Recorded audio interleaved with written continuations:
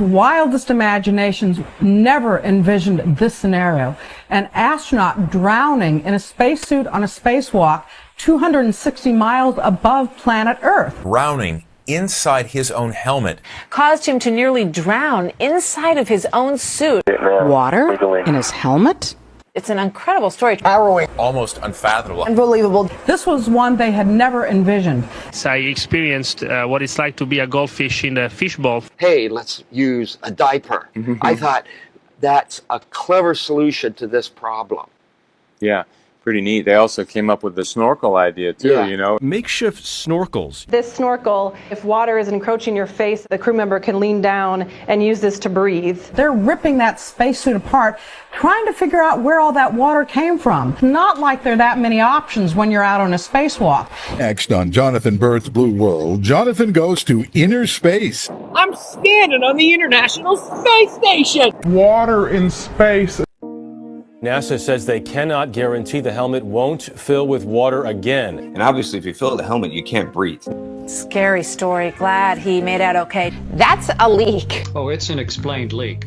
A significant leak. When I was commanding the International Space Station, we had a significant coolant leak. I imagine there are no insignificant leaks in space. These things do happen. It's not, something we don't have plans for. But, But you're in space. You're in space, which means it's much more difficult to fix. It's a pretty big problem. Just about 3 hours now since we first observed what you're seeing on the screen, that being a leak. You can only leak so long, and then eventually you stop leaking because you run out of fluid. The fluid that you're seeing in the form of snowflake-like particles, it is a bit odd. Do not know what the source of that stream of particles is.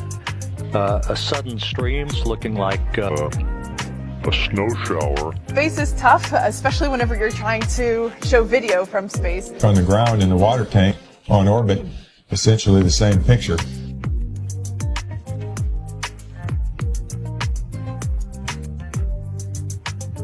Matthias Maurer was wrapping up a 7-hour-long spacewalk outside the International Space Station when he noticed water leaking into his helmet. It was eerily similar to what happened to an Italian astronaut back in 2013.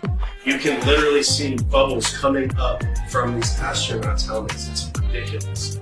So many times during spacewalks outside the International Space Station, we can see air bubbles rising up. Can you touch on how there are air bubbles in space?